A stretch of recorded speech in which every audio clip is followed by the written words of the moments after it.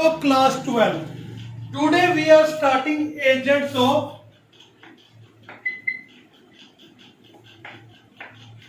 pollination.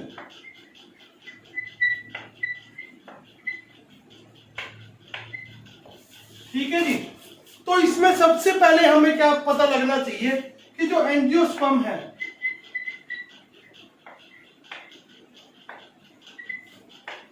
Angiosperm के जो pollen grain है, यानी आपके जो मेल गैमेट इनके अंदर प्रेजेंट है,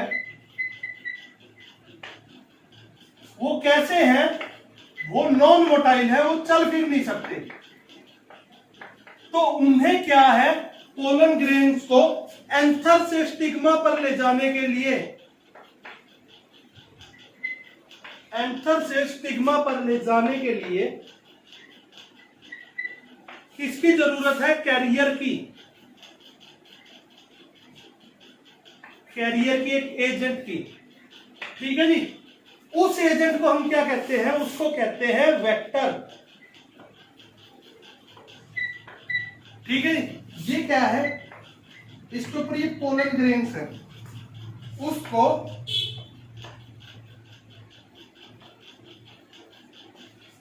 स्टिग्मा पर ले जाने के लिए क्या है?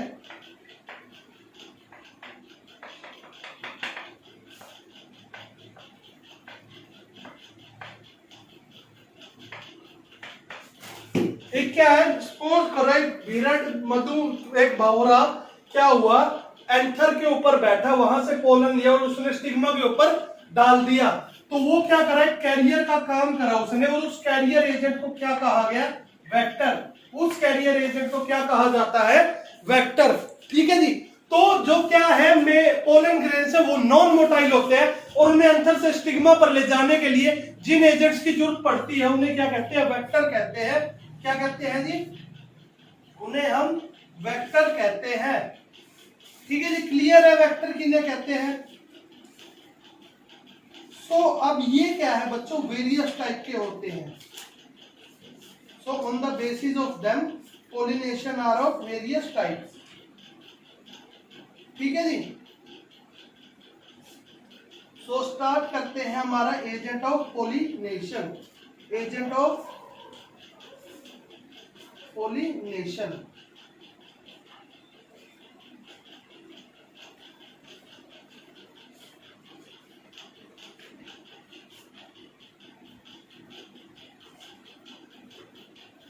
ठीक है जी। अब ये कैसे हो सकते हैं? पहले वेक्टर की डेफिनेशन कर लेते हैं। द एजेंट्स, ठीक है जी। ये तो मैंने आपको बता दिया, पोलन ग्रेन नॉन मोटाइल, और उनको क्या है, चलने के लिए कैरियर की जरूरत होती है स्टिग्मा के पास ले जाने के लिए। उस एजेंट को हम वेक्टर कहते हैं। ठीक है। वेक्टर क्या है? वेक्टर क्या है? कैरियर एजेंट है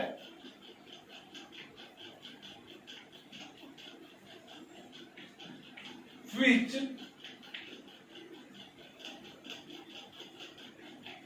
delivers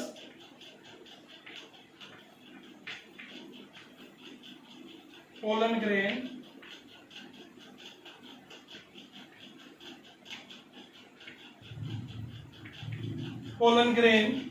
to the, यहां लिख रहा हूं, स्टिग्मा। क्या है वेक्टर? एक कैरियर एजेंट है जो डिलीवर करता है पोलन ग्रेन को स्टिग्मा तक, पोलन ग्रेन को स्टिग्मा तक। ठीक है जी। अब ये वोल्टिक भी हो सकते हैं और अबोल्टिक भी हो सकते हैं। They are biotic as well as abiotic. Biotic यानी जिनमें जान होती है, और अबोल्टिक नॉन लिविंग। ये लिविंग भी हो सकते हैं और नॉन लिविंग भी हो सकते हैं।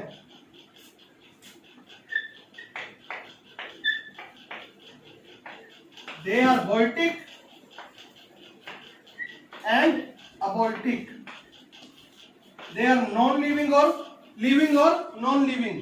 ठीक है, दोनों हो सकते हैं, living as well as non-living. Like insects, birds, bats. ठीक है जी। आपके man, humans etcetera, insect, birds, bats, man etcetera. ठीक है, ये क्या है आपके बायोटिक एजेंट है। और बायोटिक कौन कौन से हो सकते हैं आपका? वाटर एंड विंड, एयर, हवा और पानी क्या है? बायोटिक एजेंट है आपके। ठीक है जी। अब बायोटिक में सारे आ गए आपके, चाहे बड़े एनिमल्स हो चाहे कुछ भी हो। ठीक है जी। तो क्रॉस पोलिनेशन काफी टाइप्स की हो सकती है। On the basis of agent of pollination, on the basis of agents, cross pollination is of many types. ठीक है, काफी टाइप्स की हो सकती है एजेंट्स के बेसिस पर cross pollination. The first of them is entomophily.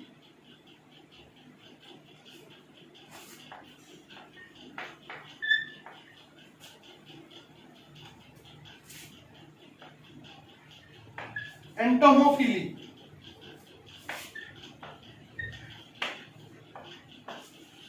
एंटोमो का मतलब होता है बच्चों इंसेक्ट। जो पोलिनेशन किसके द्वारा कैरी की जाएगी? इंसेक्ट्स के द्वारा। If it refer to pollination brought about by insects. ठीक है जी। रेफर्स कैसे करें?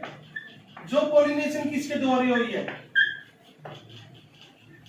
पोलिनेशन अक्कर और डन थ्रू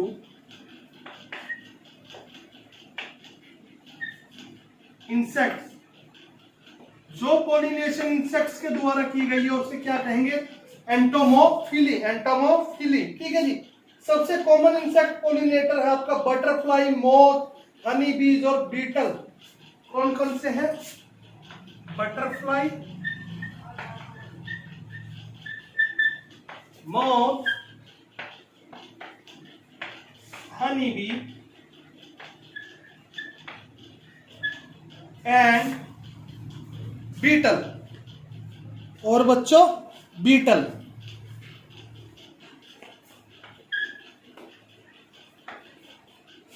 और आपका बीटल क्या है? कॉमन है। ठीक है जी, इंसेक्ट पोलिनेटर। तो क्या है? एंटीमोफिलस फ्लावर के अंदर क्या क्या फीचर होने चाहिए? अब इंसेक्ट तभी आएंगे ना जब फ्लावर के अंदर कोई अच्छे फीचर होंगे, तभी तो वो उस पर अट्रैक्ट होंगे। ठीक है जी। तो वो क्या होंगे?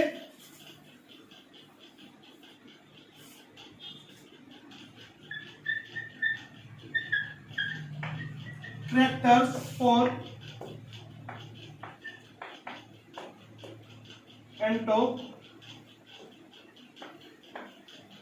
For entomophilous flower. क्या क्या गुण होने चाहिए एक एंटोमोफिलस फ्लावर में जिनकी पोलिनेशन इंसेक्ट्स करते हैं? उन फूलों के पास क्या क्या गुण होने चाहिए? सबसे पहले क्या होगा? Flower should be brightly coloured and सोई फॉर अट्रैक्टिंग इंसेक्ट्स। फूल को कैसा होना चाहिए? फ्लावर्स आर बिग, बड़े होने चाहिए, ब्राइट कलर्ड होने चाहिए। ठीक है जी। चमकीले रंग होने चाहिए, उभर कर आने चाहिए। और कैसे होने चाहिए? सोई होने चाहिए, दिखावा करने वाले होने चाहिए। ठीक है जी।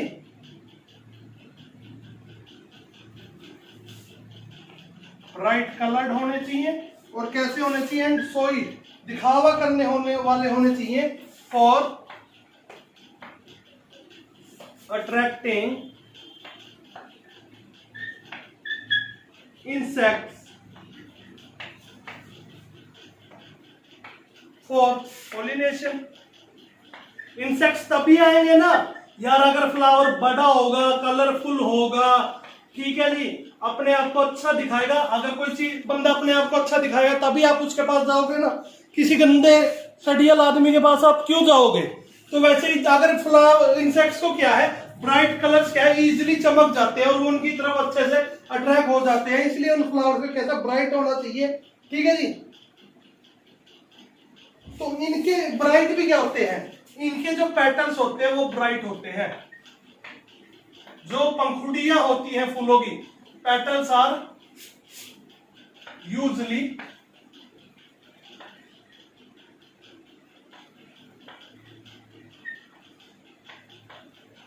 ब्राइट कलर्ड, कलरफुल होनी चाहिए, जैसे किसकी है, रोज की होती है, जैसे गुलाब की पंखुड़ियां होती है, ठीक है जी। और बाकी भी अदर पार्ट्स भी क्या है, ब्राइट होने चाहिए, हो सकते हैं इसके सैंपल वगैरह भी, पोलिनेशन अच्छी रहती है। और क्या हो सकता है, pollen grains are sticky due to presence of pollen kit. हाँ, आगे थर्ड पॉइंट क्या रहेगा, जो इसके पोलन ग्रेन्स है वो कैसे होते हैं, चिपचिपे होते हैं, स्टिकी होते हैं, गम लाइक होते हैं, ठीक है जी, जेली लाइक होते हैं। तो जैसे ही ये पोलन ग्रेन है, इंसेक्ट के पैर इसके ऊपर आएंगे, ये अब क्या है, ग्लू लाइक है, स्टिकी है, तो वो उस पर चिपक जाएगा और उसके साथ उड़कर चला जाएगा, ठीक है जी। तो क्या कहा मैंने, थर्ड पॉइंट, पोलन ग्रेन कैसे होने चाहिए, पोलन ग्रेन आर स्टिकी, चिपचिपे होने चाहिए, ठीक है जी। क्यों होने चाहिए, पोलन किट की प्रेजेंस के कारण, due to presence of pollen kit, pollen kit की प्रेजेंस के कारण, ठीक है जी। नेक्टर प्रोड्यूसिंग होते हैं, नेक्टर बनना चाहिए उनके अंदर, शहद रस होना चाहिए, nectar producing, flower should be nectar producing, ठीक है जी, नेक्टर प्रोड्यूसिंग होना चाहिए, flower are sweet seconded, nectar होगा तो क्या होगा, इंसेक्ट उनके पास आएंगे ना, उनके पास आएंगे, ठीक है जी। फ्लावर्स आर मीट, क्या है, अच्छी सी उसमें फ्रेग्रेंस आनी चाहिए, सुगंध आनी चाहिए, ठीक है जी, अच्छी सी फ्रेग्रेंस आनी चाहिए, सुगंध आनी चाहिए। फ्लावर्स आर स्वीट स्केंटेड, स्वीट स्केंटेड होने चाहिए। जो इनके पोलन ग्रेन्स है वो एडिबल होते हैं, जैसे रोज और मंगोलिया, ठीक है जी। क्या है,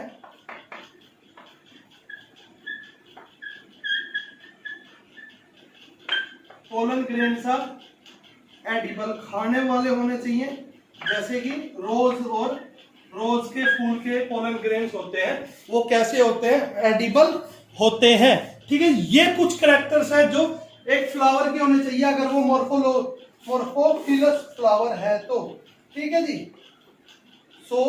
इसके बाद आती है एनिमोफिली, जब क्या है, पोलन ग्रेन्स ट्रांसफर होंगे स्टिग्मा के ऊपर विद द हेल्प ऑफ, किसकी हेल्प से, बताओ बच्चों, विंड की हेल्प से।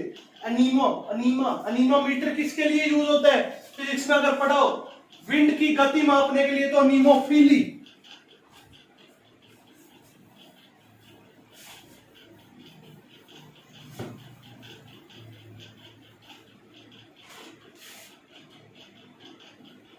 अनीमोफिली,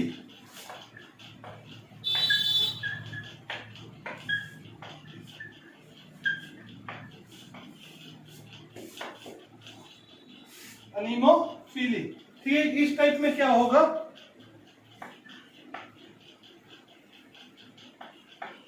पोलन ग्रेन होंगे जो, देखो अनीमो का मतलब होता है विंड, फिली पोलिनेशन, विंड के द्वारा पोलिनेशन, पोलन ग्रेन्स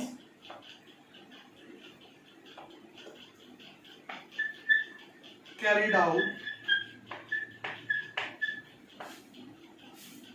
ठीक है जी, to the stigma with the help of wind. इनके पोलन ग्रेन्स कैसे, जब पोलन ग्रेन स्टिग्मा पर जाएंगे विंड की सहायता से, तो वो कैसे होंगे, वो क्या होगी, पोलिनेशन एनिमोफिली होगी, ठीक है जी। और उस फ्लावर को क्या कहेंगे, उस फ्लावर को हम एनिमोफिलस कहेंगे। फ्लावर को क्या कहा जाएगा, एनिमोफिलस फ्लावर कहा जाएगा, एनिमोफिलस फ्लावर कहा जाएगा उस फ्लावर को, जिसके पोलन्स कैसे ट्रांसफर होते हैं, with the help of wind, wind के हेल्प से क्या होते हैं, ट्रांसफर होते हैं। ठीक है जी। अब वो कौन से होंगे जो एनिमोफिलस होंगे, उस फ्लावर, वो फ्लावर कैसे होंगे। ठीक है जी, मैं आपको बता देता हूं, जो भी एनिमोफिलस फ्लावर होगा, एनिमोफिलस जो फ्लावर होगा वो कैसा होगा, एक तो छोटा होगा, ठीक है जी, ना उसमें अच्छे कलर होंगे, कलरलेस होगा, ठीक है जी, ना ही उसमें नेक्टर होगा, नेक्टरलेस होगा, और ना ही उसमें ओडर होगा, ना ही वो मीठा होगा, उसमें कोई टेस्ट होगा। ठीक है जी। इस करके उनको इंसेक्ट्स नहीं आते उन पर, इस करके उन पर इंसेक्ट्स नहीं आते, तो उन्हें विंड के द्वारा पोलिनेशन करनी पड़ती है। ठीक है जी। जो पोलन ग्रेन्स होंगे वो लार्ज नंबर में प्रोड्यूस होंगे।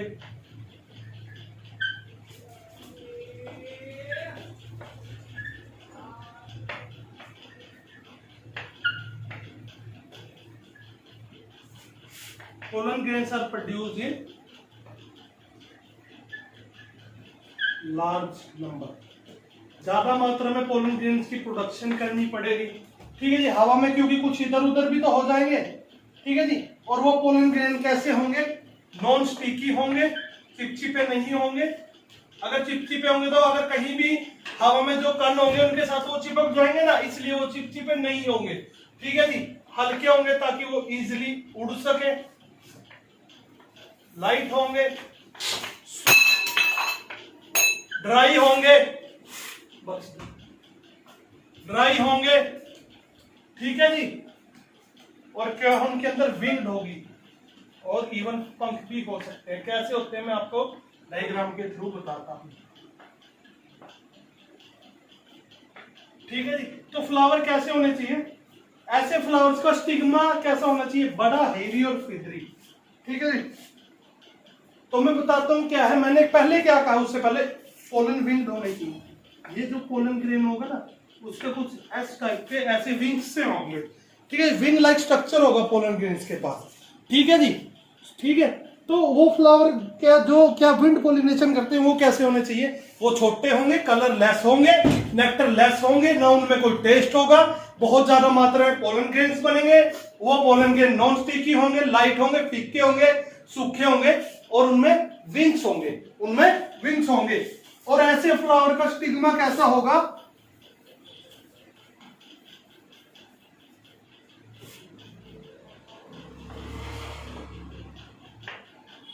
ऐसे फ्लावर का स्टिग्मा भी बड़ा होगा। ठीक है जी, लार्ज होगा, बालों वाला होगा और फैदरी होगा, और फैदरी होगा। ठीक है जी। तो इसी के साथ क्या है, ये गुण होने चाहिए। ये क्या है, विंड पोलिनेशन किस किस में होती है, मेज में, व्हीट में, कोकोनट में, शुगर केन में, शुगर केन, मक्का, मेज, कणक, व्हीट, कोकोनट, नारियल और खजूर and date palm.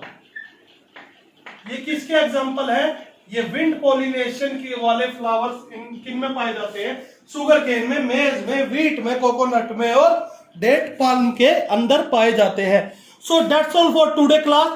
In tomorrow class we will discuss about the remaining part of agent of pollinations found in cross pollination. So stay safe, stay at home, have a nice day.